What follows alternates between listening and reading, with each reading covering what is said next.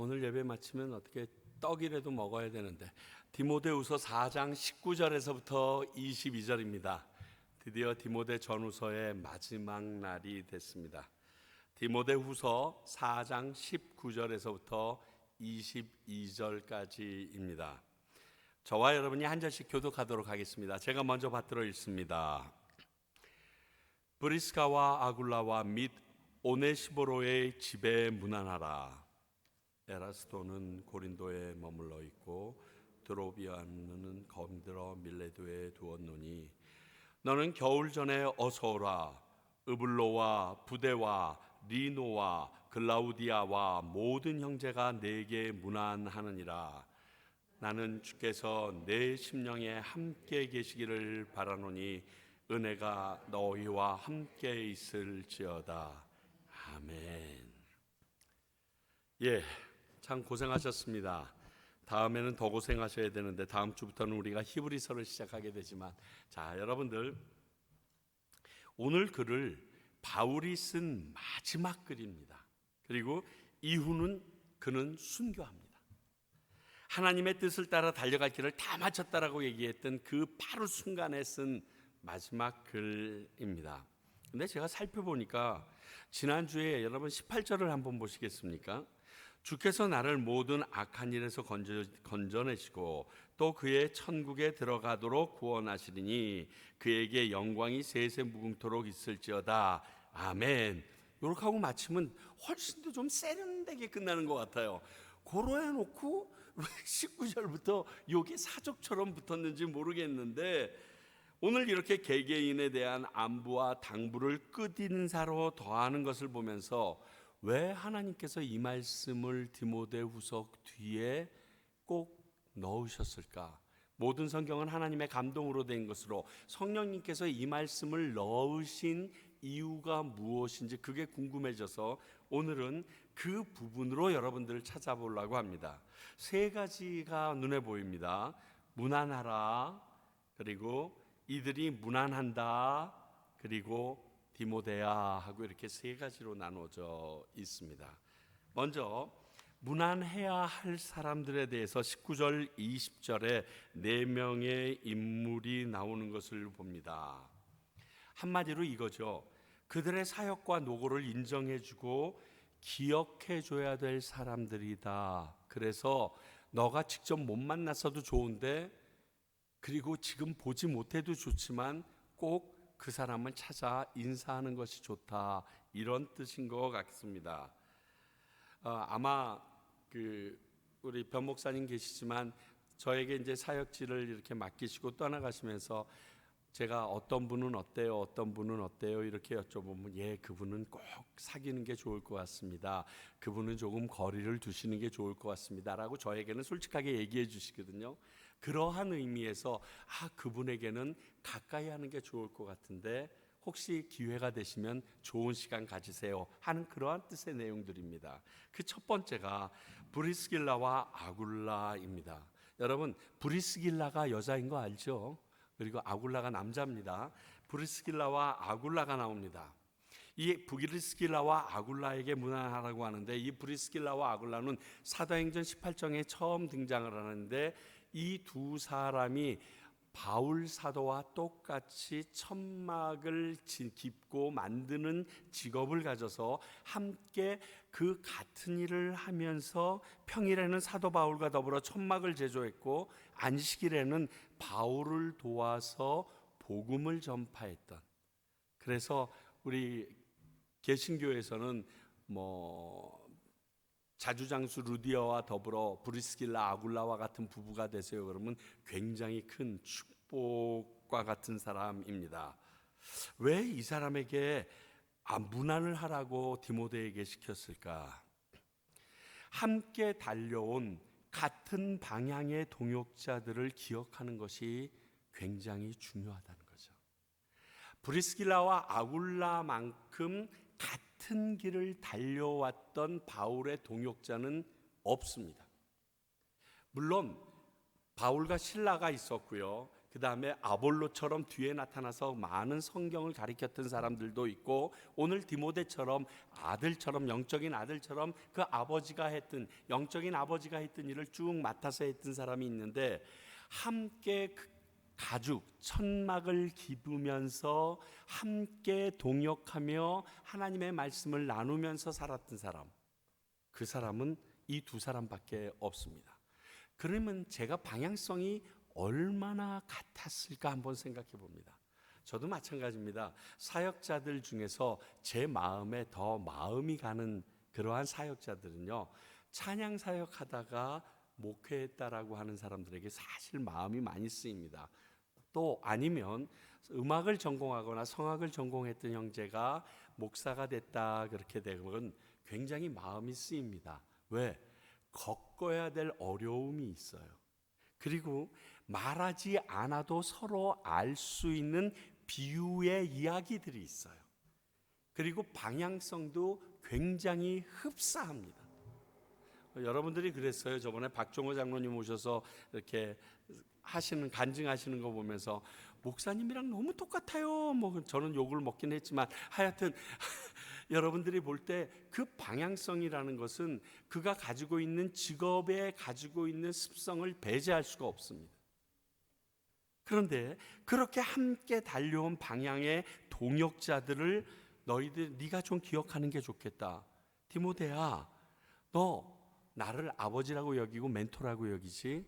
내가 먼저 가고 나면 너에게 그런 멘토 역할을 할 사람이 있는데, 그게 누구냐 하면 여기 나와 있는 그 브리스길라와 아굴라가 그것을 대처해 줄 거야. 알거든. 내 무릎에 천막을 깃기 위해 얹어놨던 그 천을 훔쳐가서 귀신 들린 자, 병든 자에게 엎어놨을 때마다 나는 그 천을 다시 잘라서 갖다 놓으면서도 하나님께 감사했던 이러한 모습을 그 브리스길라 아굴라는 알아. 그걸 하면서 바늘이 손끝을 째고 그걸로 내가 벌은 돈으로 봉사하고 하나님의 나라를 섬겼을 때 그것이 얼마나 어려운 일이었든지 아무리 말해도 모르는데 그들은 알아. 그런데 나와 동일하게 예수 그리스도의 복음을 위하여 그 방향으로 갔던 그들을 통하여 너의 필요를, 너의 문제점을 한번 상의해 봐라. 그러려면 무난하는 것이 맞다. 이런 의미가 있는 것 같습니다. 디모데에게 어려울 때마다, 그리고 그가 궁금할 때마다, 그리고 그가 헤쳐나갈 수 없다라고 여길 때마다 도움이 된다는 거죠. 두 번째 나오는 사람이 오네시보로입니다. 이 오네시보로라는 사람은 디모데 후서에서 여러분들에게 처음 등장합니다. 로마 감옥에 있는 바울을 모든 사람이 다 떠나가는데 부끄러워하지 않았다는 평가를 받은 사람입니다. 디모데후서 1장 16절 17절 볼게요. 원컨대 주께서 오네시보로의 집에 긍휼을 베푸시옵소서. 저가 나를 자주 유쾌케 하고 나의 사슬에 매인 것을 부끄러워 아니하며 로마에 있을 때 나를 부지런히 찾아 만났느니라. 오네시보로라는 사람이 이 로마의 감옥에 있을 때 그 사도 바울을 찾아가서 그를 기쁘게 즐겁게도 해드리고 좋은 소식도 전해드리고, 오늘도 어떤 권사님에게 아주 재밌는 유쾌한 농담을 들었는데 그렇게 해서도 기쁘게 해주면서 사람들이 다 빠져가는데 그래도 빠지지 않고 항상 그 감옥에 와서 함께 해줬다는 것입니다. 이는 단순히 바울뿐 아니라 서슬이 퍼런 네로의 핍박 가운데서도 예수님이나 복음을 부끄러워하지 아니했던 사람이라는 증거입니다. 자, 여러분, 예수님뿐 아니라 동역자를 사랑하고 위하는 마음을 배워야 할 사람은 이런 사람입니다. 지금 디모데가 에베소 교회의 목회자로 가서 그가 배워야 될 중요한 것 중에 하나가 예수님을 위하여 내 목숨까지 내놓는데 두려워하지 않는 마음일 뿐 아니라 내 동역자를 위하여 내가 해를 입을지라도 그와 함께하는 마음을 갖는 그 마음을 가져야 되거든요. 그래야 단단해지거든요. 그거 배울 수 있는 사람, 내가 보기에 오네시보로라. 그와 만나라. 그에게 문안해서 그가 그렇게 할 수 있었던 이유와 그 힘이 어디서 나오는지 한번 물어보도록 해라. 그러면 네가 이 에베소 교회의 목사로서 가는 그 길에 큰 도움이 될 것이다. 바로 그것을 얘기하고 있습니다. 사랑하는 성도 여러분, 좋은 성품과 귀한 비전을 가지고 순종하는 사람은요, 가까이 하면 할수록 내가 흔들릴 때 힘이 됩니다. 그러니까 같은 사람이면 뭐 남 욕하고 막 성질내고 이런 사람 가까이 하지 마시고요. 야, 어쩌면 저 사람은 성품이 저래, 이런 사람 옆에 붙어 있으세요. 그게 나에게 유익이 돼요. 뿐만이 아니라 그가 가지고 있는 비전이나 모든 모습을 보면 어떻게 저렇게 행동할 수 있는지 근원이 거기서 나오거든요. 그 비전과 그 꿈을 가지고 있기 때문에 그것을 이루기 위하여 내가 절제하고 나를 다스려야 내는 그 놀라운 일들이, 성령의 열매들이 그에게 맺혀져 있거든요. 그러니까 오늘 바울은 아낌없이 소개합니다. 오네시보로의 집에 문안하라.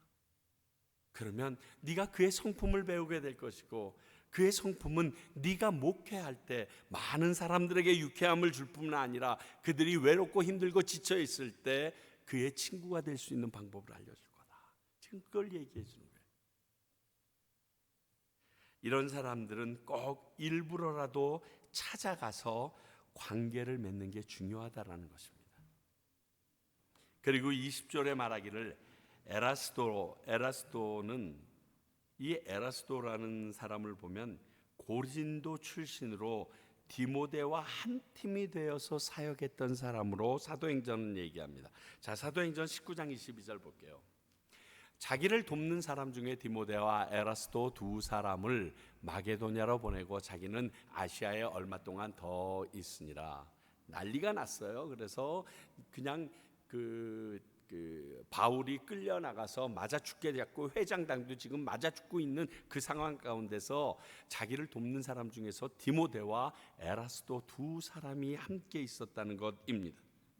바울이 보기에 디모데와 가장 좋은 드림팀이 되는 사람으로 기억하고 있는 게 에라스도 같아요.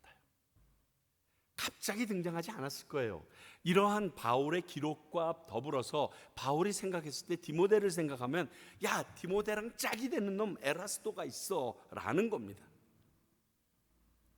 이전에 한 팀으로 있던 사람들을 나보다는요 제3자가 더 팀워크가 잘 맞는 줄 압니다. 우리들은 야, 걔랑 너랑 기가 막힌 팀워크야 막 이렇게 얘기하면 서로 말도 안 돼 그 인생이. 그런데요, 제3자가 더 정확하게 보는 것 같아요. 제가 보기에 그래요. 아니, 부부가 되는 애들도 마찬가지예요. 예전에 정미자매가 곽수강 목사랑 이렇게 같이 이렇게 갑자기 같이 서서 나오길래, 야, 둘이 결혼해도 되겠다. 막 펄쩍 뛰더라고요. 막 얼굴 빨개져가지고 말도 안 되는 오빠는 막 그러더니 같이 살더라고. 그러니까 제3자가 볼 때 그들의 팀워크와 시너지가 하나님이 놀랍게 역사하는 게 보이는 경우가 있어요. 그러니까 가볍게 얘기하는 게 아니에요. 내가 보기에 지금 보니까 디모데랑 에라스도 두 사람의 케미가 장난이 아니었어. 너 그 에라스도가 지금 고린도에 머물고 있어. 그러니까 너 지금 혼자서 많이 힘들어? 그럼 고린도에서 에라스도 데리고 와. 그래서 함께하는 것이 어떻겠니? 그리고 에라스도가 있는 것에 대하여 한번 상기해 줍니다. 어쩌면 디모데가 이미 알고 있을지 모릅니다. 그러나 그 사람이 거기 있어. 저에게도 만약 지금처럼 이렇게 사역하는데 어떤 분이, 목사님, 아무개 목사가 지금 어디에서 사역하고 있는데 좀 힘들어해요. 그러면 눈이 번쩍 뛸 사람들이 있을 거예요. 그런 경우예요. 너에게 가장 적합한 사람이 고린도에 있는 것을 내가 아니까 네가 같이 가서 찾아와 볼래? 왜? 바울이 경험했어요. 바울은요 전혀 예수님을 전하는 복음의 사역자로서 합당하지 않아서 예루살렘 교회에서도 배척을 받았었습니다. 그런데 그 배척받았을 때 바나바라는 사람에 의하여 사도들 앞에 나아가서 말할 수 있는 기회를 얻습니다. 그 후 아라비아로 가서 그가 그리고 자기 고향으로 돌아가서 그냥 칩거하고 있을 때 안디옥 교회를 목회하기 시작했던 바나바가 그를 부목사격으로 직접 데리러 갔다가 데려옵니다. 그래서 안디옥 교회에서 바나바와 함께 이 바울이 목회하기를 시작하게 됩니다. 너 필요한 사람이 어디 있는지 찾아가서 직접 데리고 오는 것도 합당한 일이야. 내가 해보니까 내가 그렇게 쓰임을 받았고 하나님께서 우리 둘을 기가 막힌 일로 이끌어 주셨었거든. 지금 그 얘기를 하고 있습니다. 또 마지막 한 사람이 드로비모라는 사람입니다. 이 드로비모라는 사람이 병에 들어서 밀레도에 두었다 이렇게 되어 있습니다. 자, 이 드로비모가 누구인지 여러분들 기억이 잘 안 날 거예요. 이렇게 스치듯이 한 번씩 나와요. 에베소 출신으로 예루살렘 교회가 경제적으로 어려웠을 때 에베소 교인들이 헌금을 전해주면 그 헌금을 갖고 예루살렘 교회에다가 전해줬던 사람입니다. 자, 사도행전 20장 4절 5절 아시아까지 함께 가는 베레아 사람 부로의 아들 소바더와 데살로니가 사람 아리스토거와 세군도의 더베 사람 가이오와 및 디모데와 아시아 사람 두기고와 드로비모라 그들은 먼저 가서 드로아에서 우리를 기다리더라. 3차 전도 여행을 하면서 들어오는데 미리 가서 드로아에서 그들을 기다리고 있었던 드로비모라는 사람, 헌금을 가지고 예루살렘 교회를 도우려고, 비록 에베소 출신 이 에베소 교회도 모든 것이 여유가 없지만 예루살렘 교회가 힘들다는 말을 듣고 그 헌금을 맡길 만한 신뢰를 가지고 있는 사람이 이 사람입니다. 그런데 이렇게 해서 예루살렘으로 돌아갔던 그는 이방인입니다. 에베소 사람이기 때문에. 그래서 또 예루살렘에서 바울이 유대인 무리에 의하여 성전 내에서 급습당한 후에 체포돼서 로마에 압송당하게 되는 원인도 이 사람이 제공을 합니다. 자, 사도행전 21장 28절 29절입니다. 좀 빡빡한데요. 외치는 이스라엘 사람들아 도우라. 이 사람이 각처에서 우리 백성과 율법과 이곳을 비방하여 모든 사람을 가르치는 그자인데 또 헬라인을 데리고 성전에 들어가서 이 거룩한 곳을 더럽혔다 하니 이는 그들이 전에 에베소 사람 드로비모가 바울과 함께 시내에 있음을 보고 바울이 그를 성전에 데리고 들어간 줄로 생각함이로라. 그래가지고 난리가 나서 여기서 체포되어서 결국 끌려가는 일이 생깁니다. 그때 함께 있었던 사람이 드로비모입니다. 군중이 오해함으로 인하여 거룩한 것을 더럽혔다는 그러한 이유로 말입니다. 복음의 동역자들, 사역자들 중에 이렇게 열심히 오해와 핍박을 받으면서 사역하다가 지금은 병들고 잊혀진 사람들이 있을 수 있습니다. 여러분, 그분들 찾아보셔야 됩니다.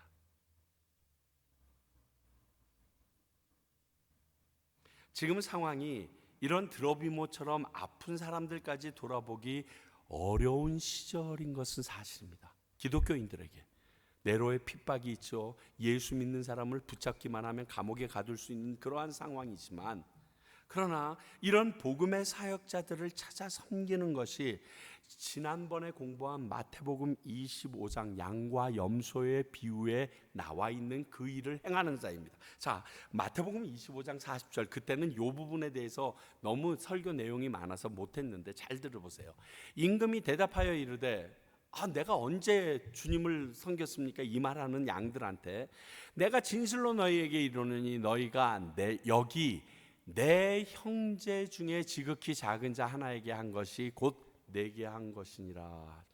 여기에서 이 내 형제라는 것을 굉장히 강조하고 있었는데 이것을 잠깐 이 내 형제가 넓게 보아야 된다라고 하고 넘어갔었는데, 정확한 해석에 의하면 여기서 말하는 내 형제는 지금 함께 이들 중에 있는 제자들 무리를 이야기합니다. 즉 예수 그리스도를 주로 시인한 성도들 사이에 대하여 이야기가 먼저입니다. 너와 같이 동역하고 너와 같이 복음을 전하던 사람들 중에서 지극히 작은 자 하나, 그 사람이 무명일지라도 그 사람이 아프고 배고프고 목말라하고 감옥에 갇혔고 그러면 그 사람을 찾아봐라. 그거 내게 한 것으로 내가 인정해 주겠다. 그래서 너로 하여금 양의 자리에 있도록 허락해 주겠다. 지금 이 말씀이거든요. 바로 이 말씀을 이루는 일이 우리 주변의 사역자들 중에서 예전에 참 열심히 했는데요, 우리 목사님 계셔서 참 이런 말씀 드리기 뭐한데, 사역 끝나고 나면요 굉장히 외롭고 쓸쓸해요. 저도 외롭고 쓸쓸할 걸 예상하고 있어요. 아무도 찾아주니 없어서도 그렇기도 하지만, 진짜 사역 끝날 때 주님이 딱 데려가시면 제일 좋겠어. 그 남은 시간 동안 그냥 마음의 갈등과 내가 지금까지 한 일이 헛일이 아닌가, 이러한 갈등이 생길 정도로 묻혀진 자들이 될 수가 있어요. 그런데 그 사람들 중에서 물질이 없어. 더군다나 또 병들어서 힘들어 죽겠는데 아무도 돌아보지 않아. 그리고 쉘터에 가서 쓸쓸하게 돌아가시는 분들, 여러분 찾아서 도와야 돼요. 자, 얘기합니다. 바울이 드로비모는 병들어서 밀레도에 두었다. 너 상황이 힘든 거 아는데 좀 찾아보지 않겠니? 드로비모만 그럴 것 같니? 디모데, 너는 죽을 때까지 건강할 것 같아? 너는 은퇴 안 할 것 같아? 너는 외로운 시절이 없을 것 같아? 넌 쓸쓸하고 어려움을 당할 시간이 없을 것 같아?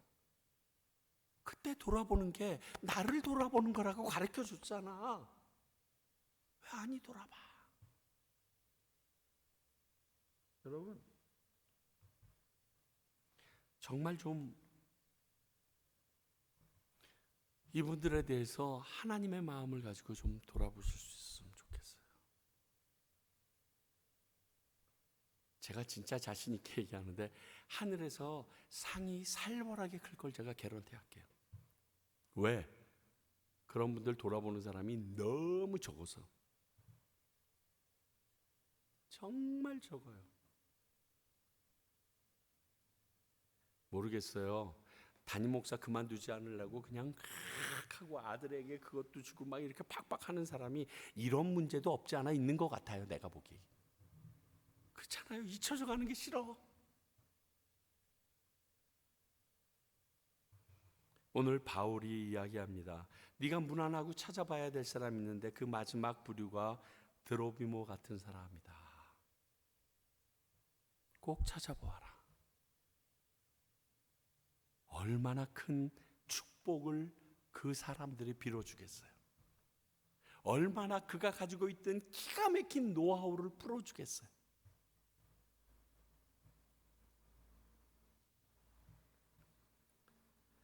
이렇게 외롭고 쓸쓸한 말년이 되지 않도록 찾아 섬기길 원하는 바울의 이 마음이 바로 자기를 위해 희생한 사람들에 대한 하나님의 마음일 것을 기억하십시오. 그래서 어떻게 여러분들 이렇게 그 식당이나 이런 데 가서 식사하시다가나 그렇게 은퇴하신 목사님들 이렇게 지나가시는 그런 걸 보면요, 얼른 반갑게 불러서 같이 식사합시다. 우리 같이 커피 마세요. 우리 옛날 얘기예요. 좀 그래 주세요. 그냥 이러지 마시고 정말 사랑하는 마음으로요, 하나님이 꼭 갚아주실 거예요. 이 다음에 우리 두 분 목사님 사모님도 그러고 저한테도 조금 진짜 필요해요. 자, 두 번째 부류가 나옵니다. 21절에 디모데에게 무난하는 사람들이 있다라고 지금 얘기해 주고 있습니다. 자, 으블로, 부데, 리노, 글라우디아, 너희에게 무난한다. 이 사람들의 흔적은 아무 데도 없습니다. 여기가 끝이에요. 지금 로마 감옥에 갇혀 있는 바울 옆에 아직까지도 함께하고 있는 사람이라는 의미예요. 자, 이 말을 이렇게 얘기하면 아직도 나와 함께한 자들이 있더라. 어려운 상황 속에 있는 바울과 끝까지 함께하는 자들이면 결국 지금 어렵고 힘든 로마의 상황 가운데서도 이들을 통하여 로마 교회가 다시금 성령의 불이 타오를 수 있는 그 불쏘시개 같은 사람들이라, 이런 의미예요. 정말 그렇게 됩니다. 로마 교회가 바울이 죽고 나면 네로의 압정이 있고 그 다음 황제가 계속해서 그 예수 믿는 기독교인들을 박해하고 핍박을 해서 끝나는 게 아니라, 이 사람들이 내 옆에 남아있더라, 지금 내 옆에 다 떠난 것만이 아니라 남아있는 사람들이 있더라. 이 의미는 이들이 로마에서 하나님의 거룩한 교회를 세울 것이다, 이것을 기억하라라는 말로 이들이 너에게 문안한다, 이들을 기억하고 있어다오라고 얘기한다고 보면 됩니다. 바울이 죽었다고 로마의 교회가 사라지거나 복음이 끊어지는 게 아니라는 것입니다. 이거랑 똑같아요. 열왕기상 19장 18절.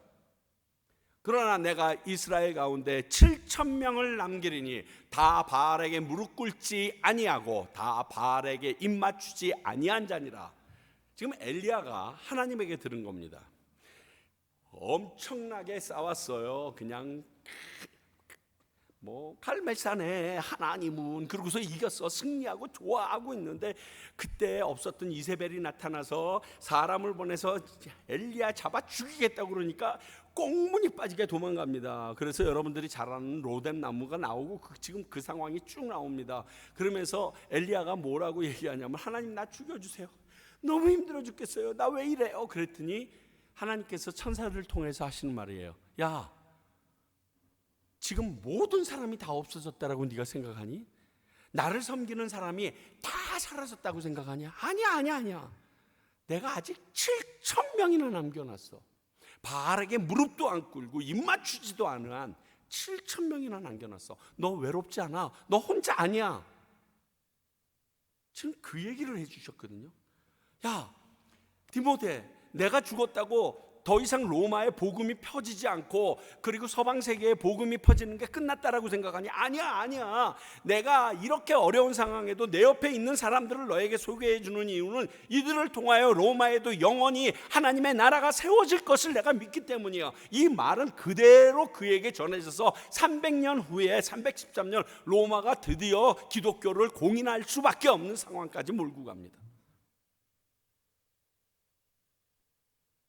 여러분, 이 말을 들었을 때 이 엘리야는 얼마나 큰 힘을 얻었을까요? 동일하게 오늘 이 말을 들었을 때 에베소 지방에서 이방인 지역에서 혼자 고군분투하고 있다고 생각했던 이 디모데는 셈이 안 생겼을까요?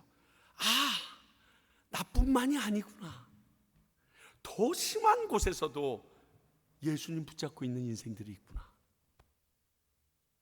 저희들 힘들다고 하는데 저쪽 인터코미 걔네들 모슬렘 쪽에서 사역하는 이야기를 딱 들으면요, 이 다음에 하늘나라 가서 걔네들만 안 만나면 좋겠다는 생각이 들 정도예요. 막 선교지로 나가면서요, 저희 때도 저희 교회에서 선교지로 나가는 형제, 모로코로 나갔나? 그렇죠. 그 모로코 아들 1살, 딸은 거기에서 놀다가 아이들 음식 해준다고 그러는 물에 뒤어가지고 홀라당 뒤었는데 그 뒤어서 치료도 안 되네, 다 데리고서 또 가요. 기독교인 퍼센트 0%지. 찾을 수가 없어.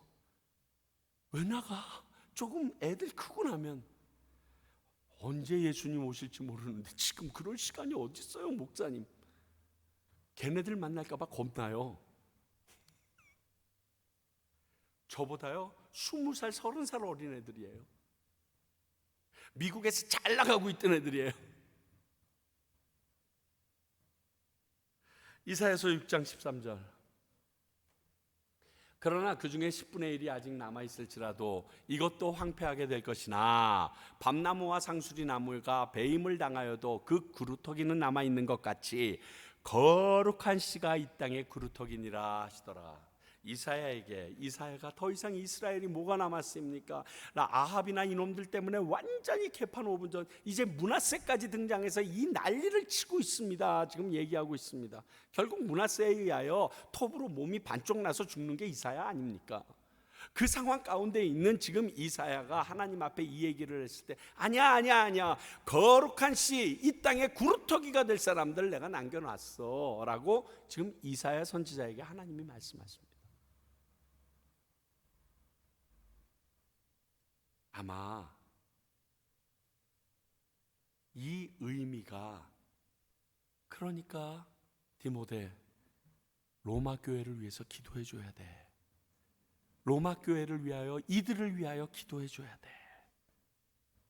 아마 그 뜻이 아닌가 생각합니다.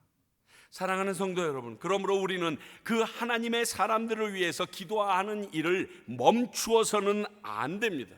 우리가 갑자기 어느 날 기억나게 하시는 사역자들을 위해서 기도하셔야 됩니다. 이것이 엄청난 능력이고 힘인 것을 아셔야 됩니다. 근데 사단은 우리에게 야, 기도까지 것 해서 뭐하냐, 돈이라도 좀 잔뜩 10,000불, 20,000불, 100,000불 정도 보내줘야지 도움이 되지, 이러면서 내가 기도하는 일을 자꾸만 막는데요, 사단이 이렇게 하는 이유는 기도의 능력을 알고 있어요. 하나님의 능력을 이끌어내는 마중물이 기도라는 것을 사탄은 너무 잘 아는 거예요. 그러니까 우리가 어떠한 사람과 어떠한 사역자들을 위해서 기도하는 것을 방해하고자 하는 거예요.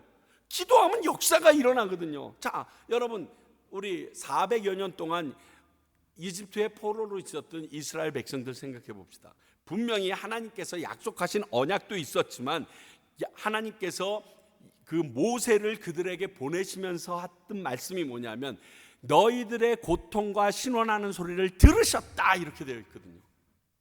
그들이 힘들다고 여호와 하나님 앞에 기도했어요. 근데 그 기도를 하나님께서 들으시고 그 문제를 해결할 모세를 보내셔서 드디어 400여 년 동안 노예 근성으로 가득 차 있던 이들을 200만 명이나 뽑아내시는 작업을 합니다. 어떤 역사로? 기도하는 사람들의 그 탄원하는 소리로. 그러면 로마 교회에 아직도 이 사람들이 남아있다는 것을 이렇게 전해준 그 바울은 너희들이 로마 교회를 위하여 기도해야 그 로마 교회가 다시금 불일 듯 일어날 수 있다라고 말해주는 것입니다. 이것에 우리가 알아야 되는 것이, 여러분들에게 기억나게 하는 사람, 오늘 이번 주일 갑자기 왔다 간 선교사님, 그리고 생각하지도 못했는데 아무아무개 목사님, 누구 아무아무개 기도해야 되는 거예요. 왜?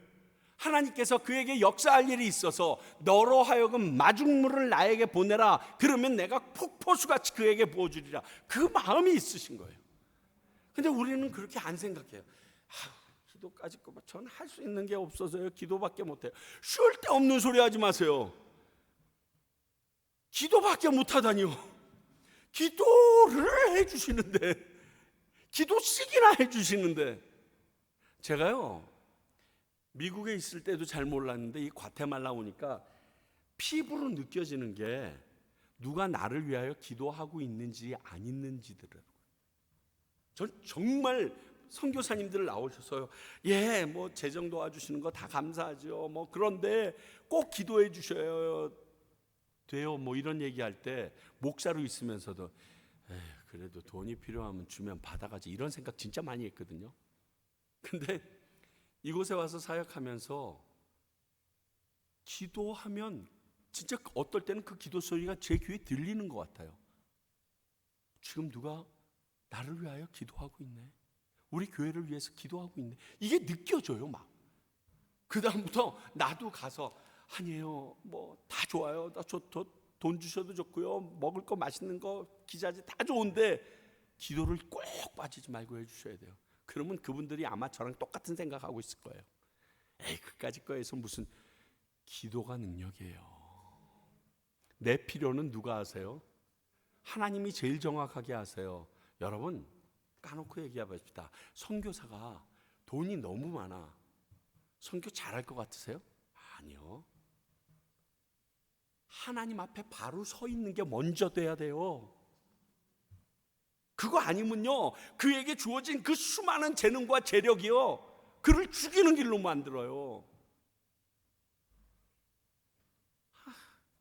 지난주일 얼마 전에 돌아가신 우리 목사님의 아드님 셋이 대판 붙었다고 또 한국 신문에 났더라고요.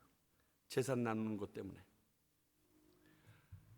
그거 없었으면 싸웠을까? 많아서 독이 됐네, 이 생각이 들더라고요. 그러니까요, 사역자를 살리는 건 물질이 아니라 기도예요. 그러면 내게 필요한 것, 그리고 여러분들에게 필요한 것 동시에 공급하신다 약속하신 게 마태복음 6장 33절이에요. 기억하세요. 오늘 그것 때문에 알려주고 있습니다. 자, 사랑하는 디모데야, 다 떠나갔다고 얘기했지만 이 친구들이 남아있다. 이 친구들이 너한테 무난한단다. 그러니까 너는 이 친구들을 위하여, 이 로마 교회를 위하여 기도해 주렴. 그 얘기합니다. 마지막으로 21절 22절을 통해서 디모데에게 마지막 부탁과 축복을 합니다. 너무 사랑스러운 아들 디모데에게 부탁과 더불어 축복으로 마치는데, 먼저 부탁이 너는 겨울 전에 어서 오라.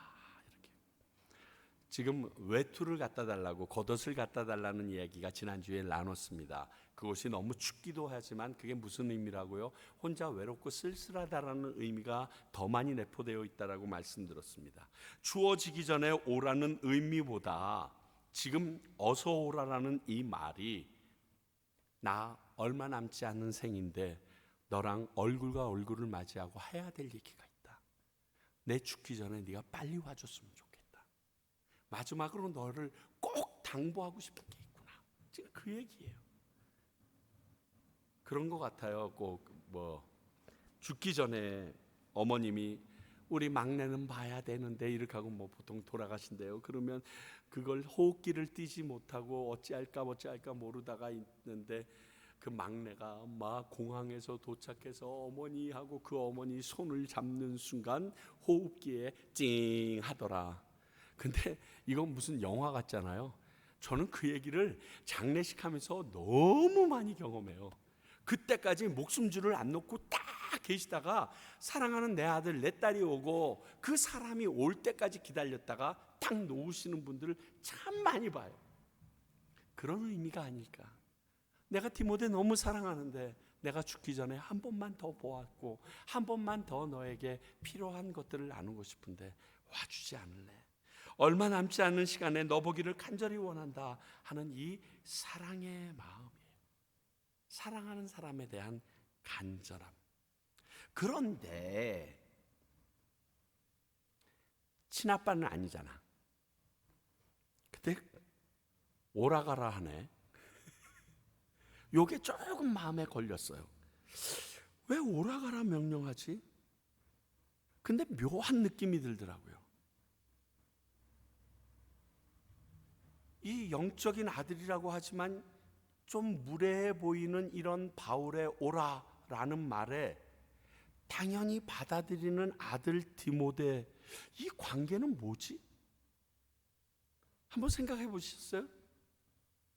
아무리 그래도 지금 나 에베소 교회 목회하고 있는데 지금 나 같아도 부목사도 없는데 오라가라면 어떻게 지금 그런데 펄떡 하고 뛰어가 버리는 거예요. 나에게 이런 말을 할 수 있는 영적 스승이 있나? 또 이런 말을 한다고 내가 당연히 여기고 갈 수 있는 제자들이나 우리 성도들은 있을까? 이런 생각을 좀 해봤어요.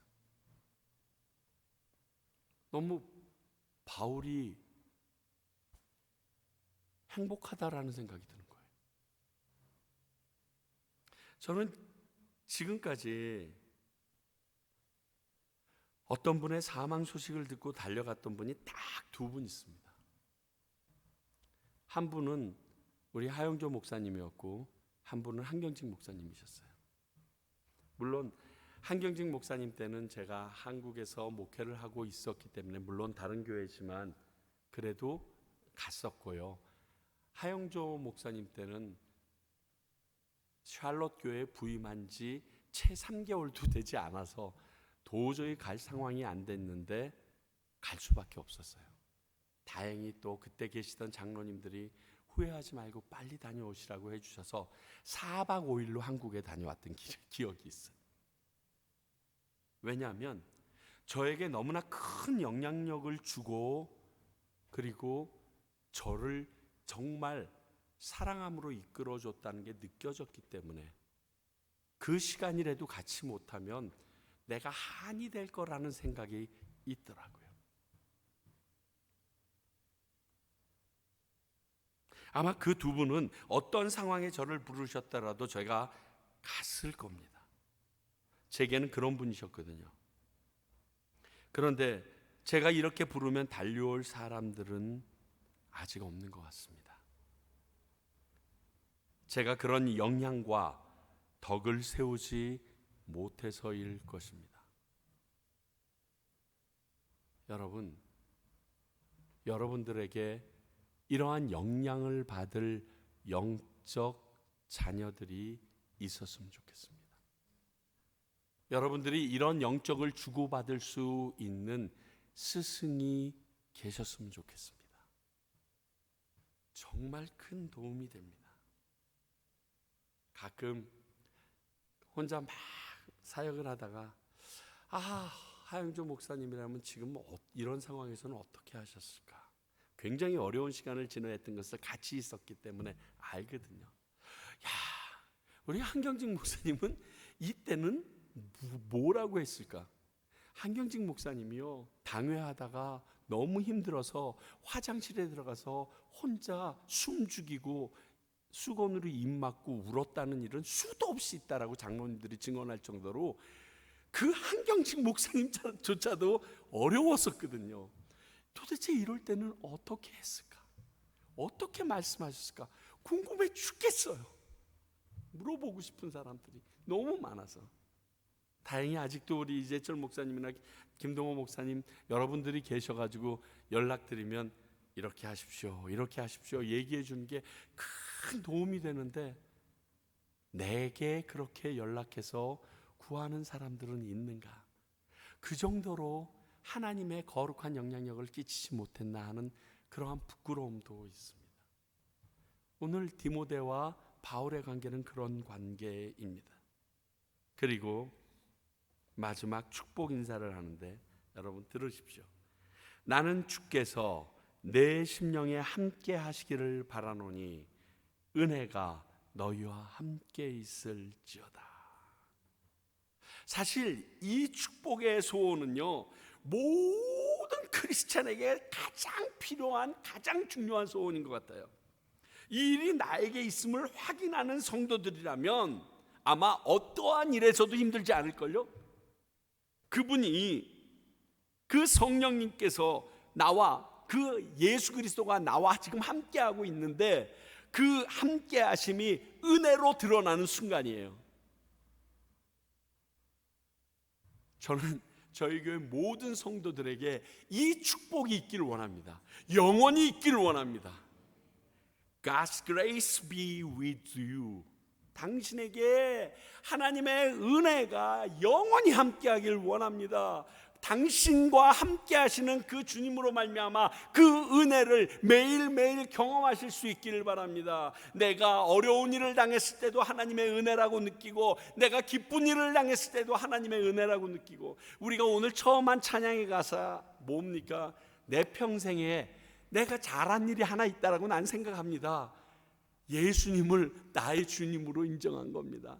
근데 예수님이 나의 주님이라고 그분을 인정하고 믿고 살아간 일이 내 인생에서는 유일하게 잘한 일입니다.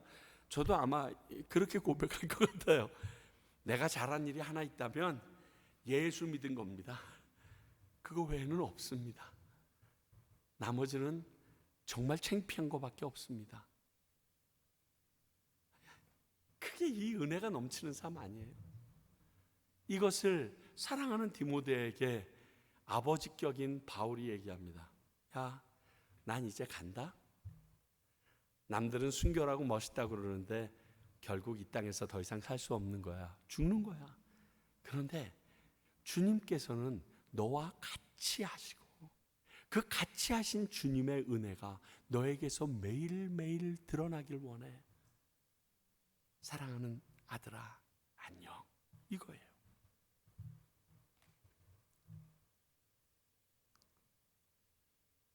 정말 사랑하는 성도 여러분, 여러분들께서 이 소원을 붙잡고 다른 것을 포기하고 나갈 수 있는 여러분들이 되시길 바랍니다.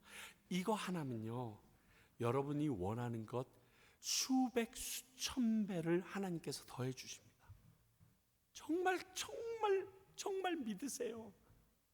여러분들 하시는 일 중에 제일 잘하는 일은요, 예수 믿은 거예요. 진짜 그거 하나 믿으세요. 그래서 예수 믿은 걸로 견디다 못해서 주님, 나 과테말라에서 이제 복음 전할래요. 그리고 뛰어쳐나가시라고요. 하나님이 얼마나 기뻐하시겠어요. 모르겠어요. 제 요즘에 꿍꿍이 속이 하나 있는데, 지금 우리 이상석 집사님 밑에 모든 젊은이들, 우리 하은이에 이르기까지 싹 다 과테말라 선교사 만드는 거야. 가능해. 얘네들은 벌써 이중 언어가 퍼펙해. 그리고 이 현지인들이 가지고 있는 생활 습관과 그들의 성품까지 다 알고 있어. 우리처럼 와서 구태여 공부 안 해도 돼. 예수 그리스도만 제대로 빠다작 만나면 그냥, 한국말을 스페니쉬로 번역할 사람이 우리 교회만 12명이 넘어요. 애들까지 합치면 와, 할렐루야. 뭘 못하겠어요. 그 은혜가 여러분들에게 함께하기를 간절히 소원합니다. 기도하겠습니다. 하나님, 의미 없어 보였던 그의 무난 인사가 끝까지 디모데에게 필요한 일들을 하나하나 계시해 준 것인 것을 봅니다. 아버지요, 우리에게도 이렇게 말씀하시며 당신과 더불어 있기를 원하시는 주님을 사모합니다. 그 주님을 위하여 이러한 무난 인사 나누며 주께로 갈 수 있는 저희들 되게 하여 주시옵소서. 지금은 우리 주 예수 그리스도의 크신 은혜와 하나님 아버지의 말할 수 없는 사랑과 성령님의 이 모든 말씀이 믿어지고 그 믿음대로 순종하게 하는 능력이 오늘 내 주위에 있는 사랑하는 사람들과 내 형제 자매를 섬기며 그들과 함께 주의 나라를 가기 소원하는 주님의 귀한 백성들과 이것을 위하여 30여 년 전에 이곳에 세워주신 과테말라 평강교회와 그리고 이러한 동역자들과 이러한 주님의 귀한 사람들을 세우기 위하여 지금도 말씀 전하는 많은 선교사님들 위해 이제로부터 영원히 함께 하시기를 간절히 축원하옵나이다. 아멘.